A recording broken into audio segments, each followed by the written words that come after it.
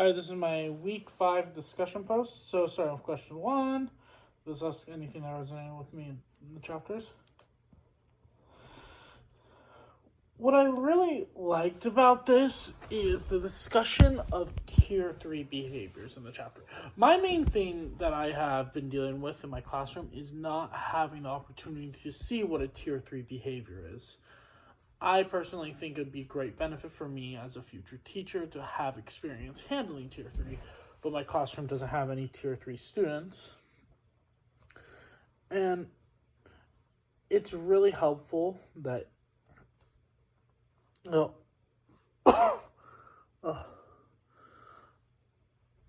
we're with the tier 3 behaviors with the chapter is that instead they had made sure to clearly state that we are trying to work with them and not against them, which a lot of people would think we are working against them. I think we have I do think I have a tier 3 behavior that might have been in the classroom, but wasn't truly tier 3. I'm not sure about that one. But one thing that really want to know is just truly how to handle them better. And with how this book is looking and how these 2 chapters we're talking about, it really helped me have an understanding of how I need to be there to help them, and I shouldn't be working against them, which is a goal for all teachers, to always be working to help your students rather than going against them. So number 2, the Envoy videos. The first one I decided to watch was the Freeze Body, which is an attention getting strategy. And basically the way it works is to freeze your own body when you are talking to students and hoping for and pretty much asking them to stop and listen to you, basically stop moving. And the best way to do that is you are modeling how that's going to look for them. And that way it doesn't send any mixed messages that you could be sending if you were moving around the classroom talking, everybody freeze, let's get to the next, we're going to go to this and this, keep your bodies frozen, as you're walking around and being sporadic. And the main thing is to also be using some little few words, not too many, but not so that way you can get your message across. Okay.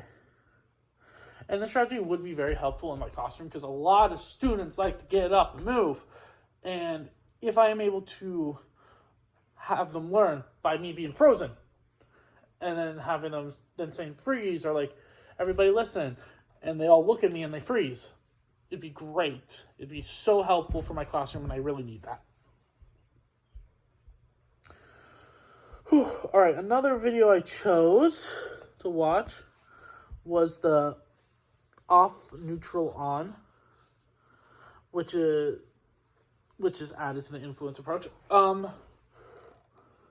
lot of students go from off, neutral, and on, and you have to learn that neutral is something they always go to. They don't go from on to off to on. There's a third gear, neutral. And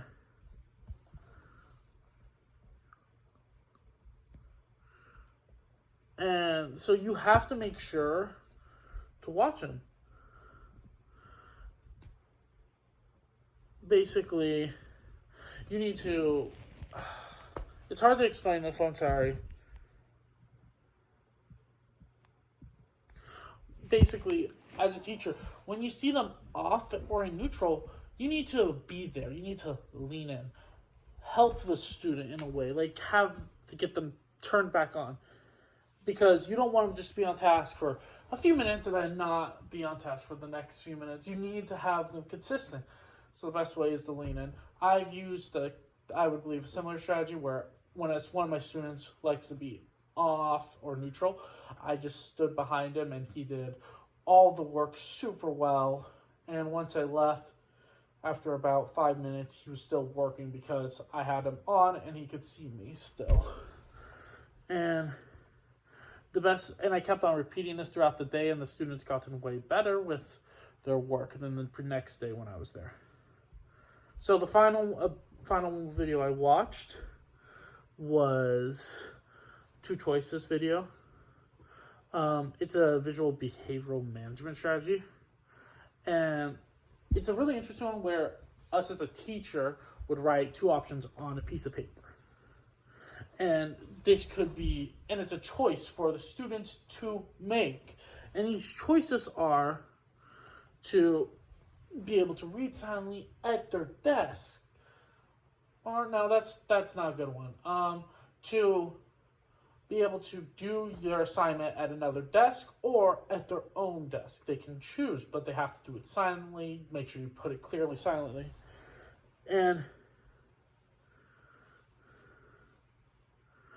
And so, if a student chooses not to make a choice, like they decide, oh, I'm not going to do either of those, or I'm going to do this one, but I'm not going to be silently, they get the least favorable one. So, head back to your desk to keep on writing because you're being too noisy and you're supposed to be silent. Okay. I know that wasn't a lot, but yeah. Okay, number 3. I have a few challenging behaviors. The number one challenging behavior is a student who has some anger issues. However, we have this with knowledge of his past and family issues. It is something that me and my CT have been working with. The student has gotten better. There has been no freakouts. There have been no blow-ups. The student has been great for the last 2 weeks, which is a record for us. And the way we've handled it is having more of a incentive for the student. We've promised him maybe you get like an extra few minutes of free time if you keep this up. Or with me, I offer to play a board game with him eventually, which is being planned to do tomorrow. Super excited for that. Another behavior we had, and when I say we had, the student has been dropped from the school because he hasn't shown up for 10 days. However, we have gotten word that he'll be coming back this week or the next week. And so his behavior is very hard to manage. My CT hasn't figured out a great method because the student has been a problem with quite a few things.